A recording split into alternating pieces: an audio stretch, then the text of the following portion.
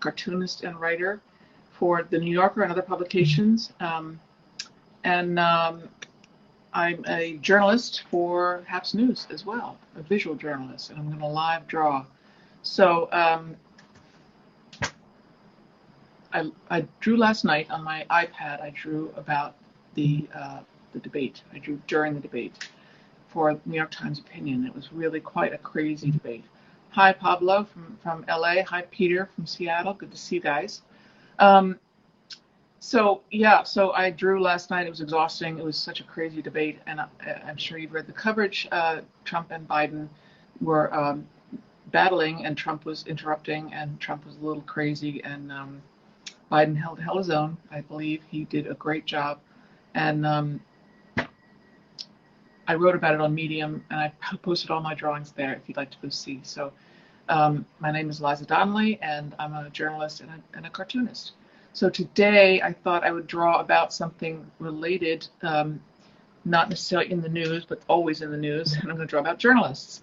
And the reason why I'm going to do that is that I'm doing a drawing, an animation on my iPad for this organization called International Center for Journalists, and it's a wonderful organization that helps support journalists around the world that are having trouble, and they give support, and they give financial assistance, and they give awards to these journalists to raise their profile so that they're not in danger anymore, because many of these people are in danger from their regimes in their countries and the rulers there. So that's a rough description of the organization, but I live draw for them every year. It's usually in Washington. Wolf Blitzer is the MC, and it's a joy to go down there to Washington and live draw for them. This year, of course, it's not live. It's going to be virtual. So I'm doing some drawing for them virtually, and I'm going to do an animation for them. And I just wanted to show that to you, and do a little sketching of journalists. Because, without journalists, where would we be? So I'm going to show you, this is my iPad, and I'm working on an animation, very crude animation of these journalists that are going to be saying something. And I really enjoy doing animation.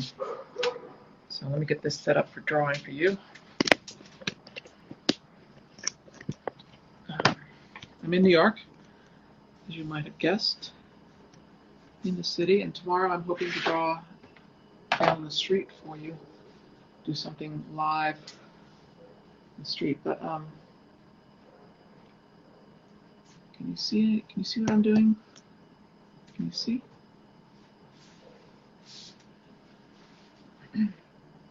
Journalists, without journalists, we would not be able to, I think we wouldn't be able to have a democracy. They're so crucial to the democracy.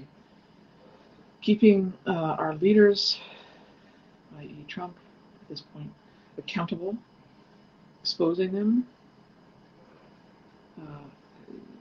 telling us what they're doing and they're not doing, telling us if they're being honest or not.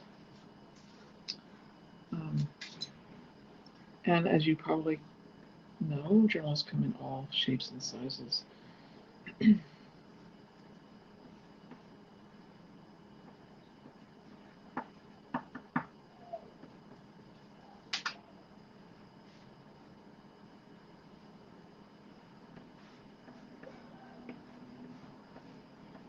Some of these,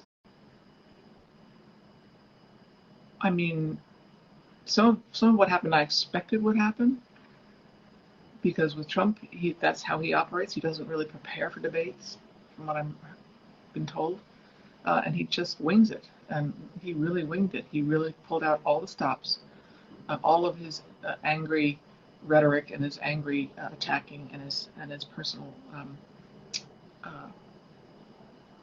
attacks. So. Anyway, that's what I have for you today. Without journalists, we would not be able to maintain our democracy, because it keeps our rulers, our presidents and our senators and our congresspeople, no matter what side of the aisle they're on, it keeps them accountable. It helps us see what's going on. Journalists write and take pictures and create videos so that we can see what's going on. And now with Haps News and other other great platforms, we can see really with with people on the ground, we can see what's going on. So Brett says absolutely, and last night was certainly evidence of that need. Yes, of journalists. Um, Last night was so difficult. Chris Wallace, the moderator, had a difficult time keeping Trump from continuously interrupting Joe Biden, and he wouldn't listen to him.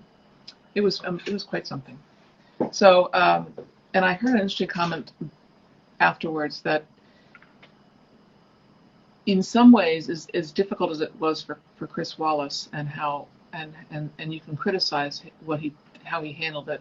I don't really have any idea how I would have handled that, but he did as best he could, and the fact that he's from Fox News probably is is a good thing because it made it seem